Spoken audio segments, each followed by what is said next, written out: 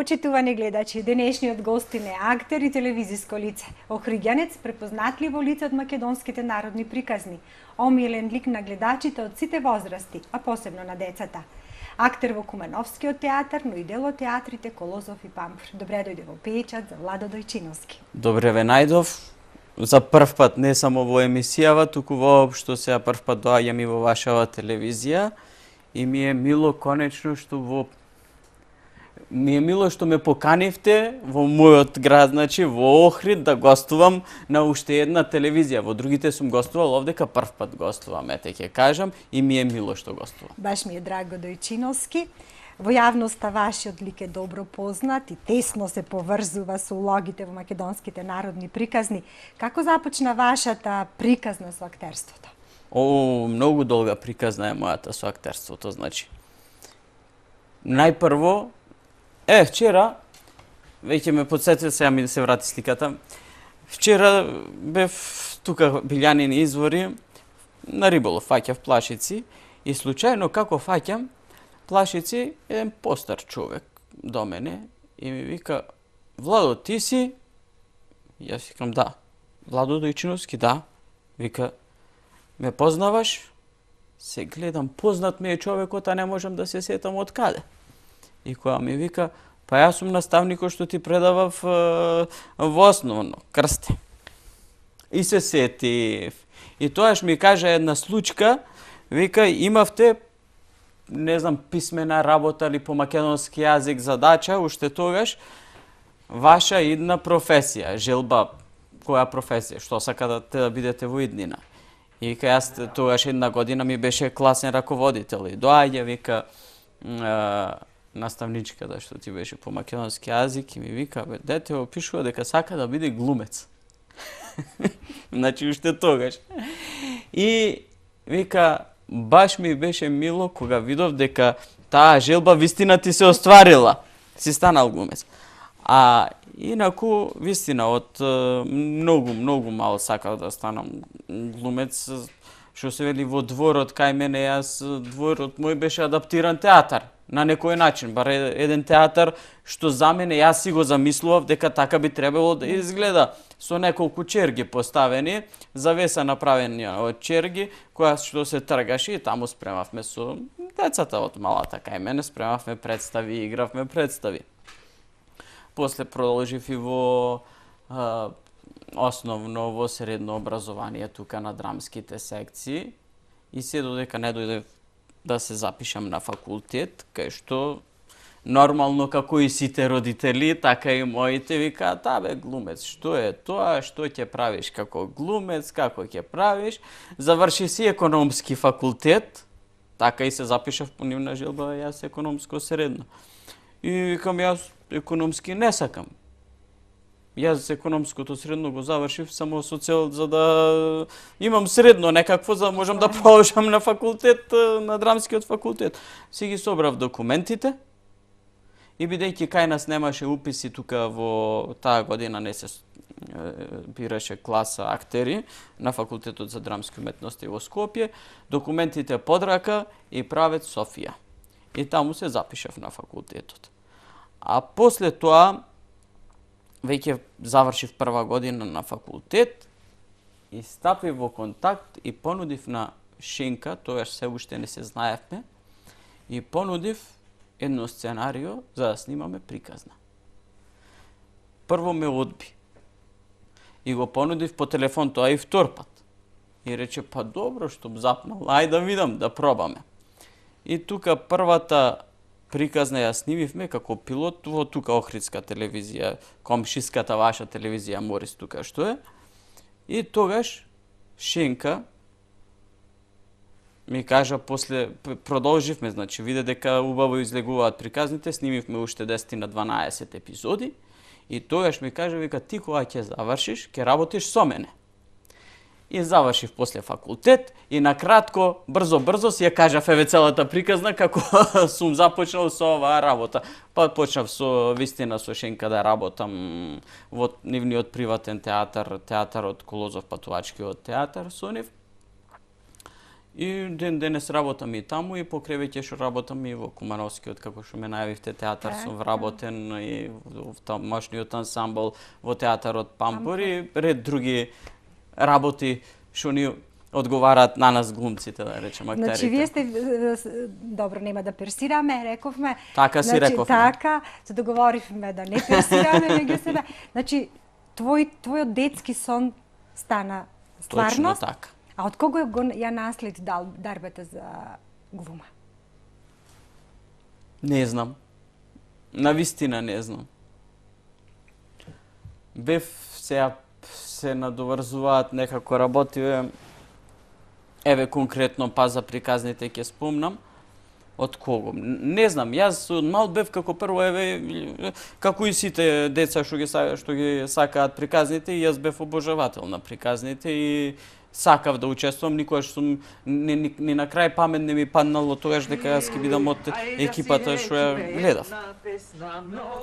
Имаше една ситуација тука долу во Охрид, баш кај пазарот. Како помал се сретнувам со Ѓорѓе Колозов. И со Ѓорѓе Колозов, леле, сега го погледнав инсертов овде, ка со Никола, кај шо пееме, ајде да си речеме уште една, и ќе морам да кажам за оваа приказна, баш како ја направивме, а многу луѓе ја спомнуваат.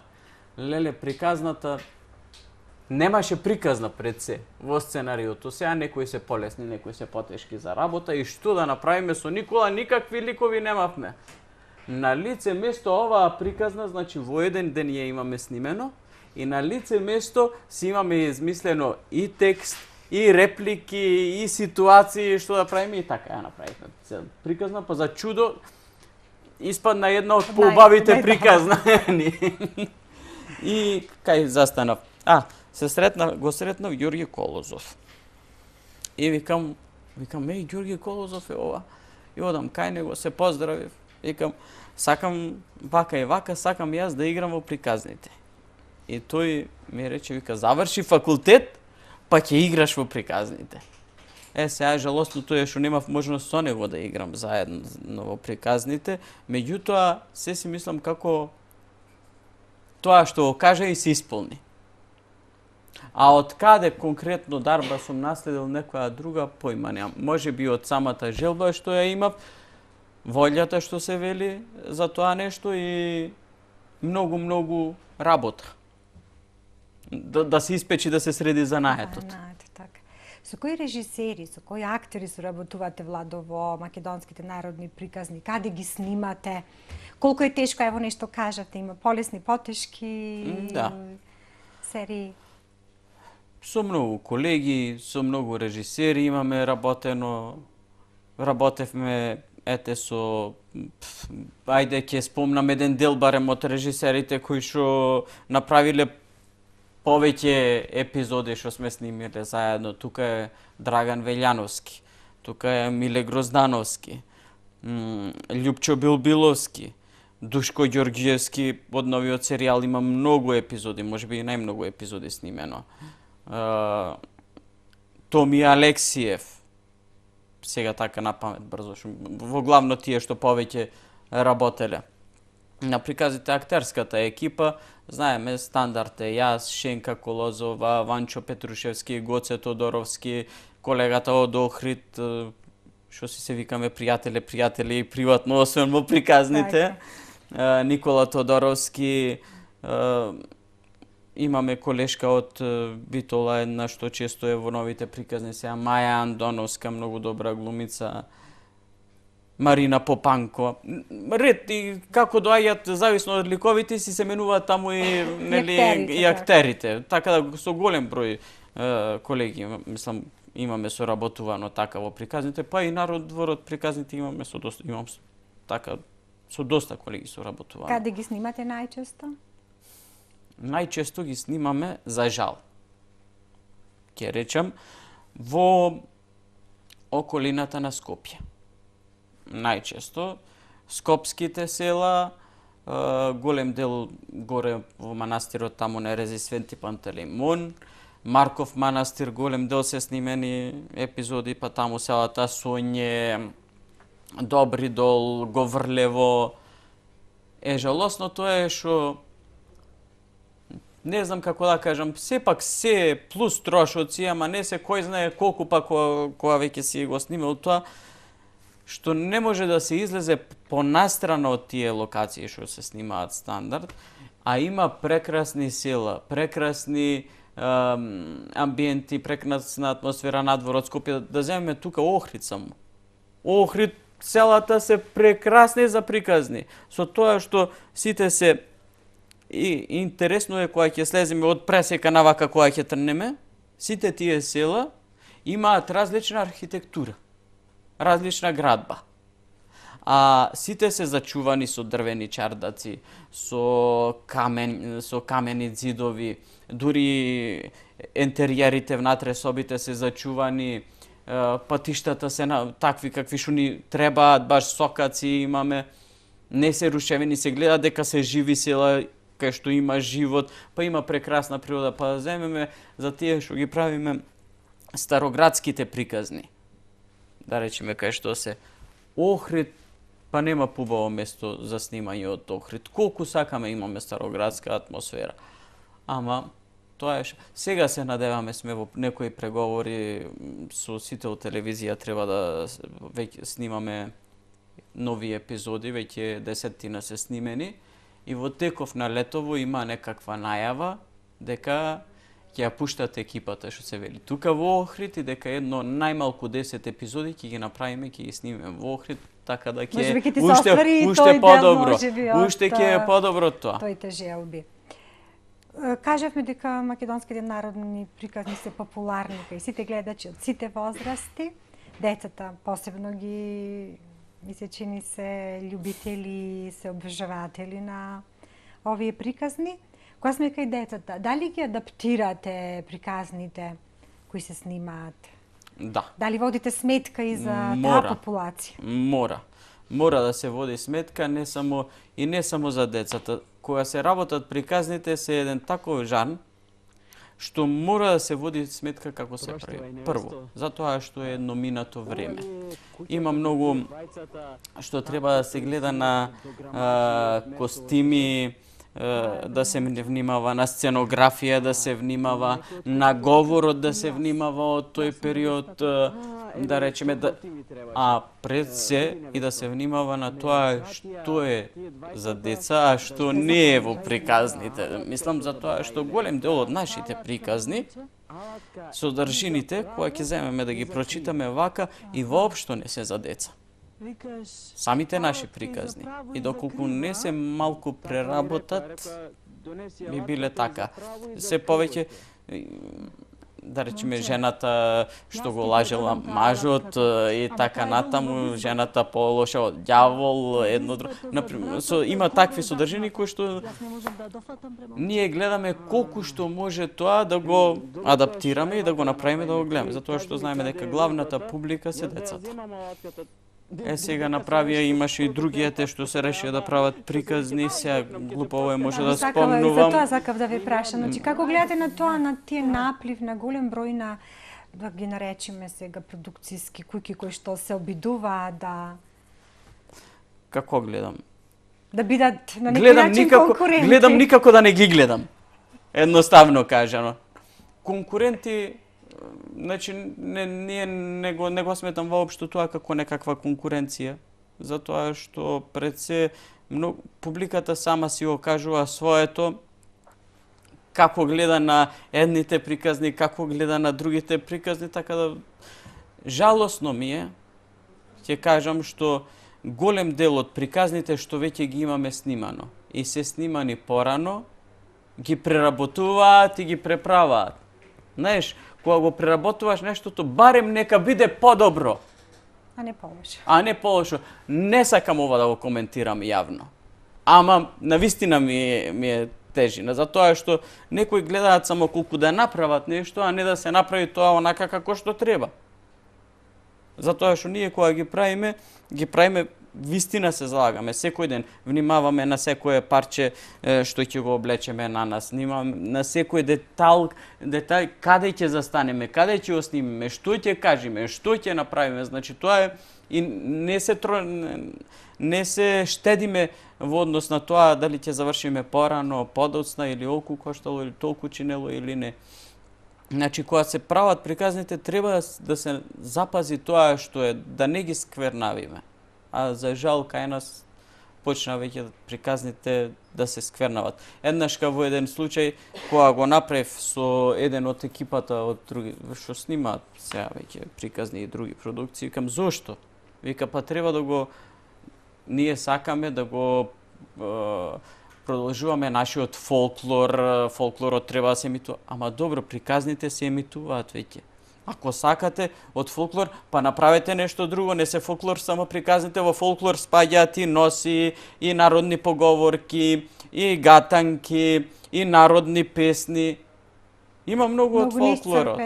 Но не се, и кога веќе правиш, направи нешто ново, да не е истото. И жалосно е. Јас викам, значи приказните ги сакам, ги почитувам, меѓутоа зошто и да не се сними нешто кај нас, нешто ново, некоја нова серија. Сите се зафатија за приказните. Така? Жалосно е. Да погледнеме што се случува надвор. Не мора далеку да одиме. Турците веќе ги гледаме и што прават, меѓутоа ќе речеме, ајде голем народ се. Еве да погледнеме што прават србите, хрватите, бугарите што прават, какви серии снимаат. Ние сме далеку од тоа. Кај нас абер нема никој да започне една серија да сними. Зошто е така, Дојчиновски?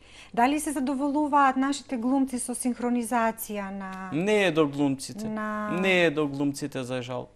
На сериите кои што ги имаме не е до глумците. Разен вид, не само турските може би Ние глумците многу би сакале повеќе да играме во нешто отколку да синхронизираме. Да речеме. Синхронизацијата не се работи, таму нема некакво правење на некаква уметност или на нешто што да направи. Градење на лик, така. Градење на лик. Тоа се прави, јасно е, за да се земе некој хонорар. А да се игра во серија веќе, да направиш некаков лик, што ќе остане, што ќе те запаметат по тој лик, тоа е веќе нешто друго. Ние сакаме, значи не е работата до нас. А каде лежи работата е што, еве конечно започна сега нели да се прават некакви продукции, затоа што веќе се условени сите, да речеме нели толку и толку проценти од така да имаат своја сопствена продукција, да имаат играна програма во телевизијата. Ако не беше тоа, јас мислам дека воопшто немаше и приказните да се снимаат, се уште. За жал, како и да е, тоа е тоа. Јас викам вие додека... уживате во тоа што го работите. Точно. Предпоставувам дека со задоволство работите на... Многу, со многу големо задоволство. Тоа се гледа, значи не може... И така, јас знаете што на почетокот, на муабетот, пред да си го почнеме овде, кај јас си реков, слободно се четеме кај што треба, затоа што јас кога ќе отворам устата, некојаш не знам и да затворам, да престанам со зборување. Така, затоа што си сме ограничени со време. Значи, ги работите со задоволство. Очекувате ли можеби некој ангажман скоро во некоја од ова како што ги најавивте, нови проекти, нови серии? Се надевам. Јас имам и неколку такви серии и дома и кај пишувате сценарија така да. Па еден дел и од приказните може да се види дека се мои сценарија, не само од приказните, сега имам една многу серија што ја работам. Во преговори сум, се надевам дека ќе почне да се снима. После сите тие трици моментално што ги изедов, дека никаде не се снима. Каде ги црпите идеите, Ладо? Од народот. Поубаво црпење нема. Погледни лик, кој сакаш по улица, секој си има своја приказна. Значи, само да погледнеш него и занаетот наш е таков, кај што, нели, што се вели, товариме багаж, правиме, крадиме карактери, кој да видиш на улица, секој си има свој карактер и секој си има своја приказна. Сега малку фантазија, малку тоа ќе се искористи и си се прави сценариото. Дојчиновски многу брзо ни пројде времето. Толку беше? Направиме пауза за првиот дел од емисијата, А, па се така, враќаме јас за си малку, реков ќе готово одмориме за- со реклами.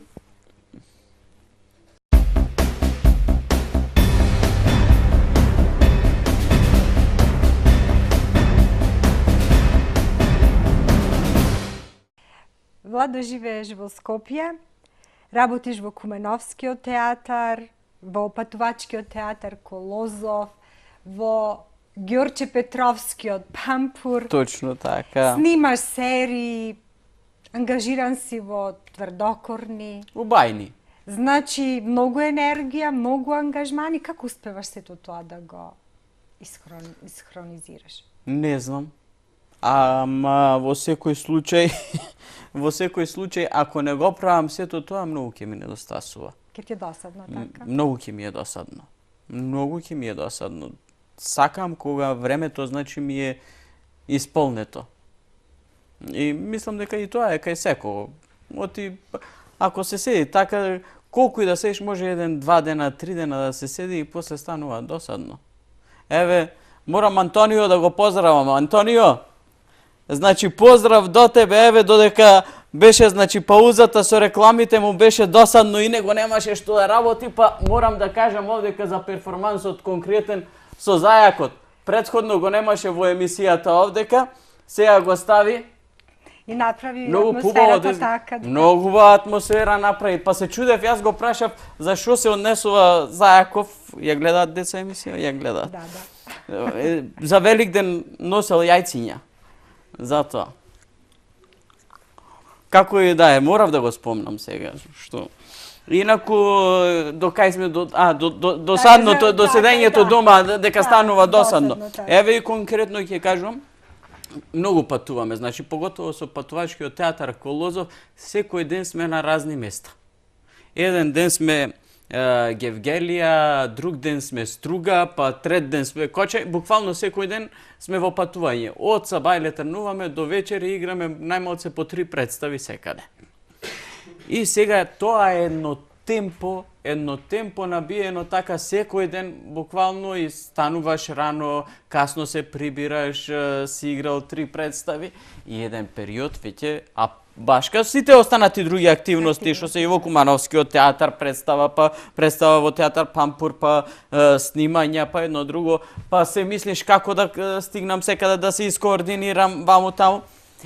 Меѓутоа, си викаш, што побрзо да заврши се ова, сакам одмор, веќе не можам да работам, доаѓа еден таков момент кај што колегите со кои сме секој ден заедно, никој со никого не може да се поднеси, значи почнуваме да се караме сите, да завршиме еднаш се, и завршуваме, доаѓа да речеме летен период, како и да е, и поминува една недела, супер е! Доаѓа втората недела и веќе Ви недостасува темпото на... Веќе досадно ти фали тоа темпо на кое си навикнал, стануваш рано сабајле, нема што да правиш и веќе почнуваш да правиш планови од следната сезона, како ќе се работи, што ќе се прави, како да се прави за да си го исполниш денот. За жал, Охриѓани многу малку имаат можност да ве гледат. Од кога немаш играно во Охрид? Не се сеќавам и јас. Уште кога бев аматер. Тоа е, значи, уште средно кога сум бил образование. Тогаш работевме и во гимназијата спремав таму. Јас ако учев во економско, во гимназија спремавме представи таму, сработивме 2 представи. И убави ги беа представите. После работевме со колегата од Охрид, Горан Стојановски, тука држеше работилници, работевме кај него, представи неколку направивме и таму учествував. И од тогаш немам играно.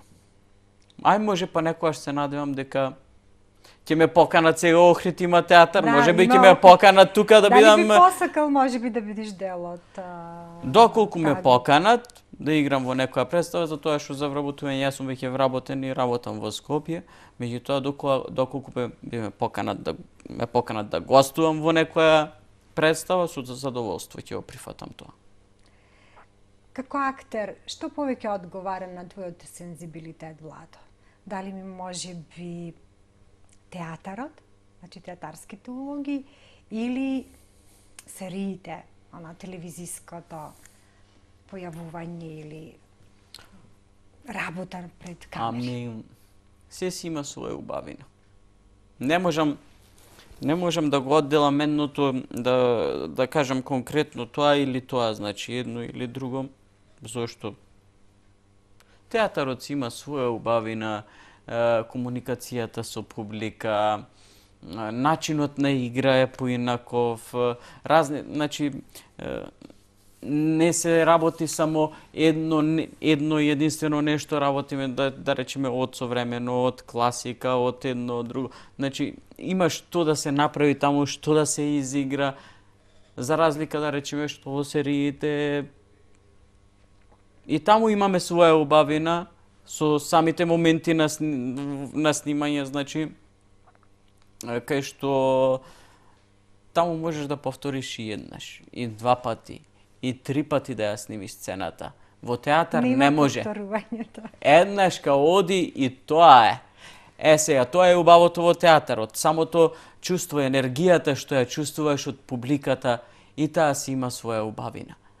А овде во телевизијата, во филмот, па и тука има нешто убаво. Има начинот на игра кој што е подруг за разлика од театарот, и тој ми се допаѓа многу. Не можам да кажам ова или ова повеќе, затоа што и двете многу ги работам, и двете работи многу ги сакам. Имаш голем број улоги во театар, ево, дали може некоја да издвоиш која што може би ти е омилена? Не можам се уште. Имам доста. Можам да кажам последно на која представа најмногу сум се забавувал, која сум играл и колку ми беше весело. На која представа? Тоа беше во театарот Пампур. Представата се викаше Женско царство. Таа е представа кај што се работи во таа представа, значи според народна приказна, меѓутоа е комедија за возрастна публика. И представата е горе-долу содржината, Господ им ја зема власта на мажите и им ја дава на жените. И сега мажите се тие што седат дома, готват, ги чуваат децата, заспиваат деца, месат, одат на вода, чистат, едно друго, а облечени се по фустани, по шами, така, а жените се тие што одат по состаноци, во собранија, по општини и така натака. Па има една ситуација таму кај што веќе доаѓа, нели, градоначалничката, што е кај нас, па сакаат да се мажи таму, па ме бара мене за маж, а градоначалничката е жена која што е над 80 години. Јас не сакам да замислам, па мене во меѓувреме ми се додворува девојката што е од комшиите таму, нели, ние момчињата сме повлечени таму, одиме на вода, тие доаѓаат по нас, па ни се додворува. Една многу убава комедија, па ме земаат, ме грабаат бегалка таму, па и така натаму. Една многу убава комедија е тоа и последната представа. Значи имаше такви моменти на сцена кај што ние самите глумци не можевме да се воздржиме. Ние се смеевме заедно со публиката. Значи до толку сме уживале и тоа беше многу скоро сега. А инаку вака конкретно некоја улога која што ми е особено омилена до сега што сум ја подиграл, не можам да кажам затоа што сите ми се мили.